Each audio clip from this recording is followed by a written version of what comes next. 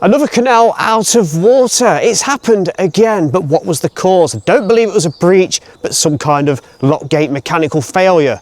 So I'm going to take a look at the Erewash Canal.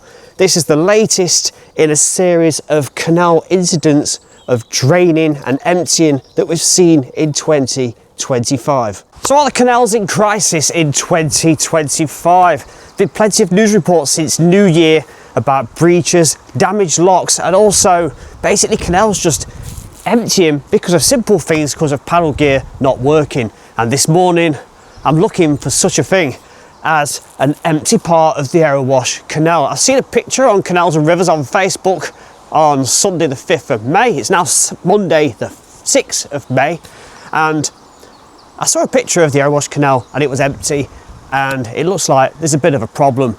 So I've picked up Erewash Canal from the Great Northern Basin at Langley Mill, and I'm following it all the way down to see if we can pick up any evidence of water levels dropping before we get to the main culprit, which I believe is Green's Lock. Green's Lock is situated around about 2 miles from Ilkeston. It's just there, look, I've labelled it up for you, and the pound I believe is empty is between Potter's Lock and Green's Lock. So as I walk from Langley Mill, I'm expected to hit Potter's Lock and see a bit of a difference. So water levels do appear perfectly fine.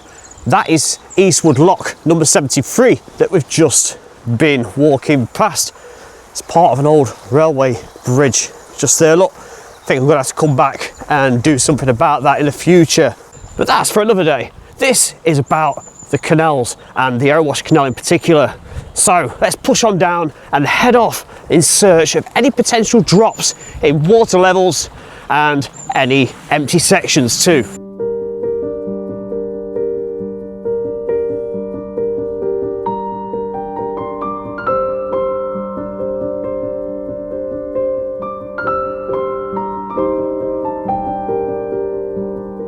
We've had quite a dry March and April and early May so far, and it's astounding to see the River Erewash looking so dry and shallow.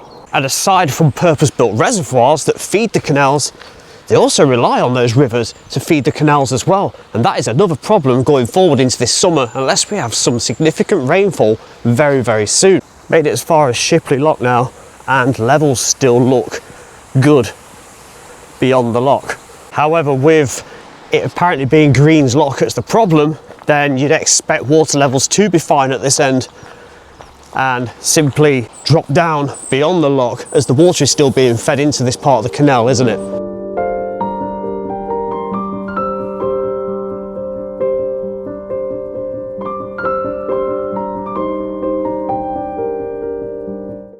I'm just coming up to the point now where Benley Viaduct is and heading on towards Barker's Lock.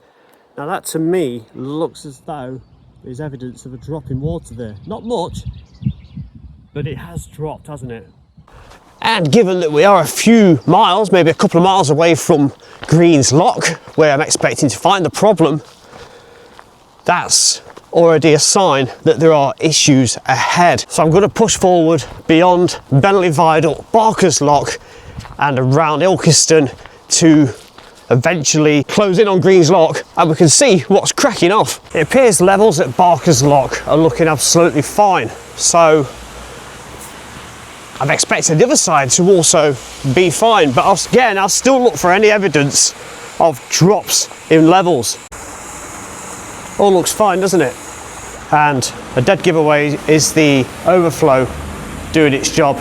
Right, currently at Potter's Lock number 69. Now I can hear water dropping a little bit higher than normal, but look at this. This is fine. The overflow is doing its job over the back. I believe we're about to find a substantial drop in water levels on the Erewash Canal.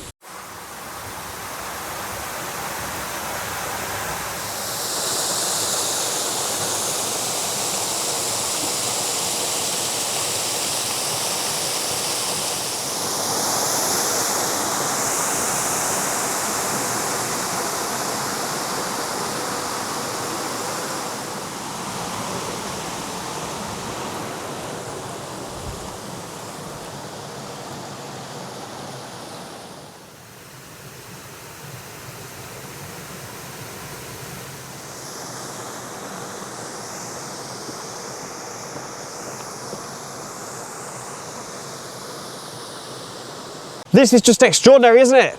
It's not completely dried out, but there's pretty much nothing other than a small flow going through the centre of the canal bed. It must be around about a foot deep at most, and the birds, the ducks and the swans are just about getting by. Hopefully it's not caused any long-standing damage to the marine life in there. I don't want to be seeing struggling or even dead fish down there. Let's take a closer look. You can see right down to the edge there, look, and all of the stonework going down to the bed. Plenty of birds' footprints in there as well. There's only a steady flow of water, look, going through the centre. It'd be interesting to know if it is just this pound that is affected between the two locks. Let's walk down a little bit more and I'll try and pop the drone up so we can see it a little bit better too. Now, by using the drone, we can look at this in a more intricate detail. I can get it above the bed of the canal. Now, at the point I'm flying it, there are no birds around or close by. See that gradual channel flowing through the centre of the canal. It's extraordinary how much water has been lost here, and it will continue to keep being topped up by the previous lock, the Potter's Lock and beyond. But it will not empty the pounds above simply because the flow of the water will stay the same as if this canal was still as it should be. As we've come away from the lock, you can see the corner highlights it much better in a different kind of light, isn't it? It's showing you that this has been dry for at least, I'd say, 24 hours. It's looking damp down there, but not as soggy as it could be. A couple of ducks swimming around just there, wondering what on earth has happened to their home. Well, I'm sure it'll all be sorted out pretty soon. It also puts into perspective, how shallow these canals are. Look at the banks on both sides where the clay slopes down. You wouldn't want to be running aground on them, would you? That'd be very, very unfortunate indeed. It's quite strange here, look, you can actually step down. I could actually stand in the canal bed if I wanted to. I'm not going to do that because any of these stones could actually sink further.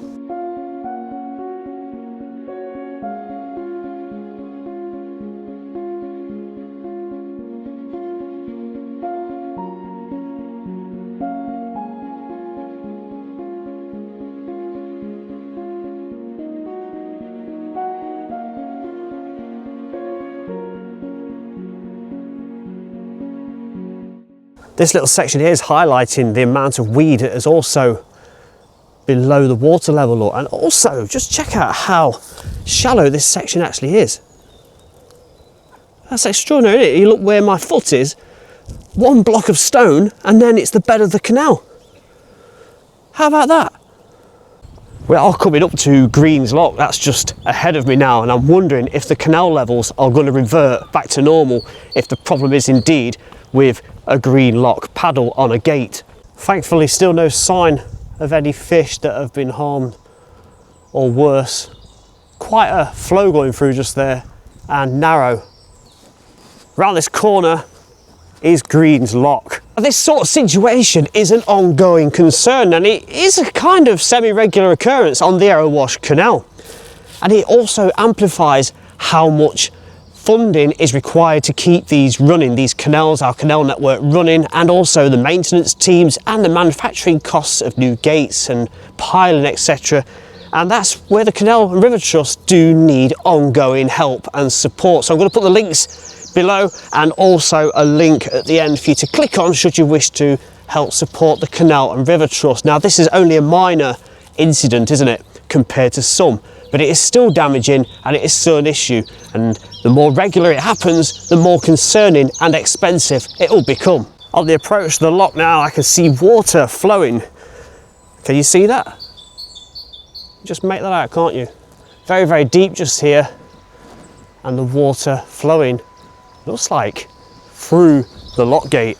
So, as you follow the flow of water down to the left-hand gate, you can see the paddle is shut and down, and the water is basically just swirling.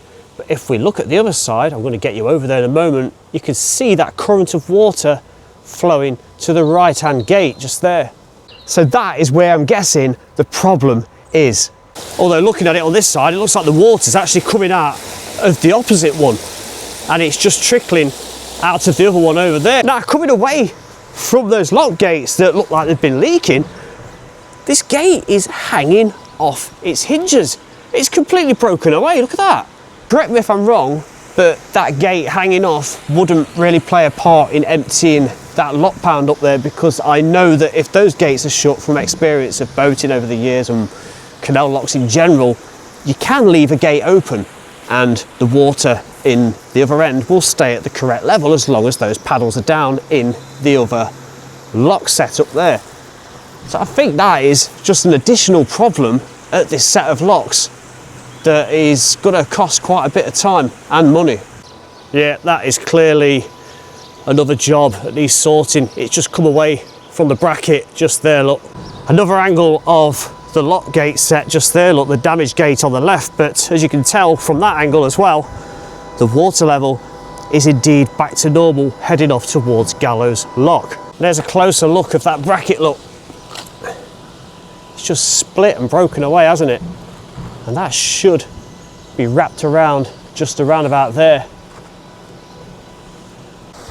Let's get ourselves to the leaky gate set now, and we'll see it from the other side. Now I believe we've found the culprit of the leaking paddle.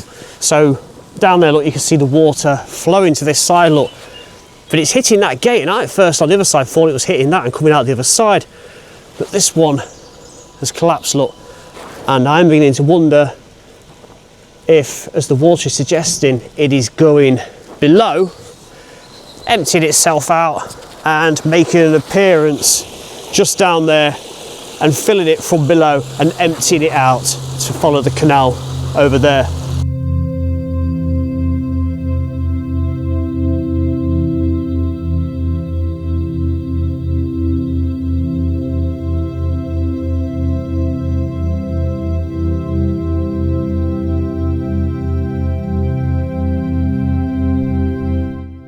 Away from the main bed of the canal, you've got the dam for the overflow. Looks like it had water going through it maybe 24 hours ago. Gives us an opportunity to look at that stonework there, doesn't it? And there's quite a chunk that has gone missing. So there you have it, another canal in a bit of a precarious situation, needing funding, needing workforces and needing materials and needing your support. Thank you very much for watching this YouTube video. Anything else like this, give it a comment below, and if you liked it, give me a subscribe. We'll see what else we can do. But for this, the Erewash Canal, hopefully it'll be back to normal very, very soon. But unfortunately, there's quite a lot to do. I will be doing a sponsored walk on behalf of the Canal and River Trust very, very soon. So news of that coming up. Keep a note and an eye out on the Trekking Exploration Facebook page for that. Thank you very much. See you again. Bye for now.